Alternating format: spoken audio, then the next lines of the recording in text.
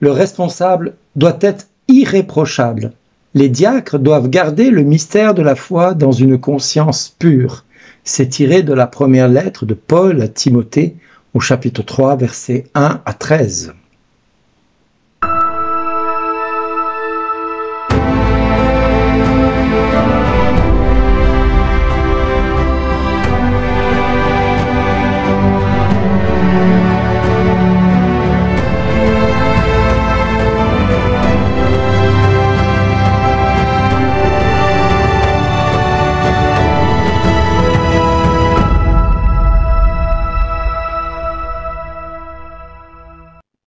Aujourd'hui, le message vous est adressé par Bernard Dill.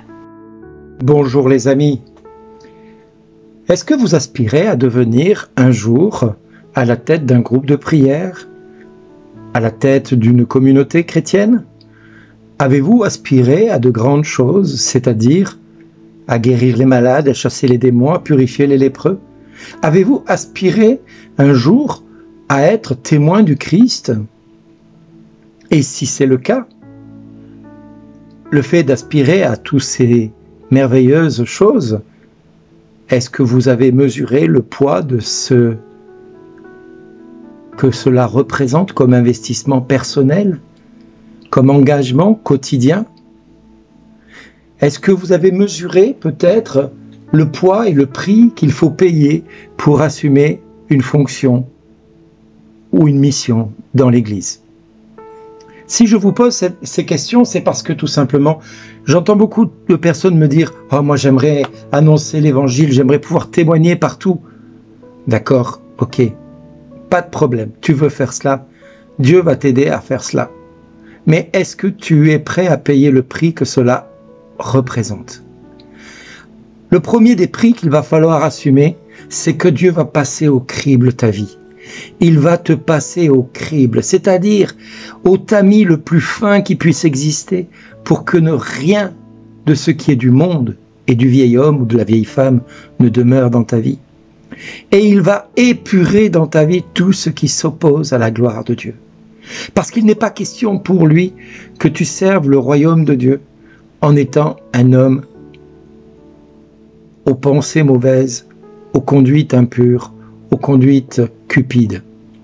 Alors peut-être que tu vas le faire pendant un temps, peut-être que tu vas agir avec ce vieil homme, ce vieux tempérament, avec ce vieux caractère, et peut-être que pendant un temps tu vas tromper les hommes, mais tu ne tromperas jamais Dieu. Dieu va continuer à travailler ton cœur, Dieu va continuer à œuvrer dans ton cœur jusqu'à épurer tout ce qui ne va pas. Et un jour ou l'autre, tout ce que tu as fait dans le secret éclatera au grand jour, et ce jour-là, tu pourras que te repentir d'avoir égaré ton cœur et d'avoir égaré tes frères et sœurs en te trompant et en les trompant eux-mêmes. Alors oui, mon ami, tu es peut-être appelé à de grandes choses, mais le prix à payer est d'abord d'avoir une vie droite, une vie sainte, une vie irréprochable selon la conduite de l'Esprit Saint. Il faut que le Saint-Esprit, agissant par toi, ne puisse trouver aucune pierre où il heurterait et bloquerait sa bénédiction. Non, la source doit couler à profusion. Aucun gravier, aucun caillou ne doit gêner la source. Aucune chose ne doit gêner l'œuvre de Dieu. Et quand je dis chose, je suis bien gentil, mais aucune conduite impure ne doit gêner l'œuvre de Dieu.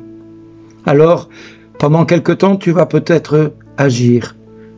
Tu vas peut-être faire de grandes choses pour le royaume de Dieu, tels que Pierre, les autres apôtres qui ont tous, à un moment donné, guéri les malades, chassé les démons, purifié les lépreux. Oui, les démons leur étaient soumis, comme ils déclaraient en revenant d'avoir annoncé le royaume de Dieu, où ils étaient partis deux par deux. Et ils étaient tout heureux que les démons leur étaient soumis. Et Jésus leur dira, ne vous réjouissez pas que les démons vous étaient soumis, réjouissez-vous que vos noms soient inscrits dans le livre de vie. Oui, parce que c'est ça l'essentiel. C'est pas le nombre de miracles que tu vas accomplir qui va faire de toi l'homme ou la femme que Dieu désire que tu sois. C'est pas le nombre de miracles que tu vas accomplir qui va faire de toi le puissant serviteur de Dieu. Non. Ce qui va faire de toi un homme reconnu par le ciel tout entier, par la création tout entière, c'est ton obéissance au Saint-Esprit. C'est ta soumission à l'autorité divine dans ta vie. C'est ta faiblesse qui va être mise à jour pour que ne transparaisse de ta vie que la gloire de Dieu. Alors oui, reconnais que tu es pécheur, reconnais que tu es faible, reconnais que tu es de nature fragile. Et l'humilité de reconnaître ton péché, et l'humilité de reconnaître en public ce que tu as fait comme erreur, afin que le monde ne puisse pas jouer avec ton passé comme un chat avec une souris. Non, ta vie doit être exemplaire. L'ennemi ne doit pas pouvoir trouver la moindre faille dans ton cœur. Et si tel était le cas, comble vite cette faille en allant te réconcilier avec Dieu et avec ceux avec qui tu as blessé le cœur et l'âme. Mais surtout, ne laisse pas la moindre faille dans ta vie, parce que l'ennemi s'en servirait pour s'introduire et nuire à toute l'œuvre que tu auras accomplie. Et en guise de témoignage, il ne restera de toi qu'un contre-témoignage.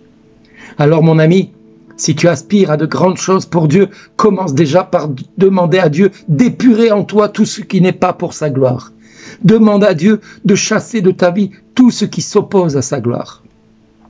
Demande à Dieu d'agir puissamment afin que l'ennemi ne trouve rien contre toi et que le monde ne puisse rien dire contre toi.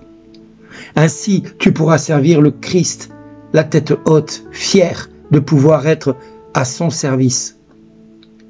Et s'il restait la moindre tâche dans ton cœur et que tu n'en aies pas conscience, aie l'humilité de reconnaître, Seigneur, c'est par ta grâce que je peux agir. C'est par ta grâce que tu peux continuer ton œuvre en moi et que toute la gloire te revienne.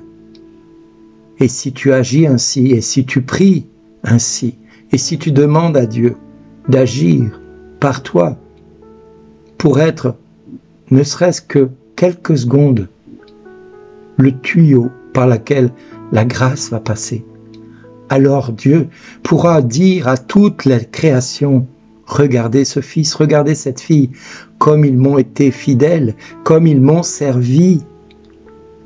Regardez-les. Et à chacun de vous, il pourra dire, merci d'exister. Parce que vous avez été fidèles en de petites choses, je vais pouvoir vous en confier de grandes. Alors merci d'exister.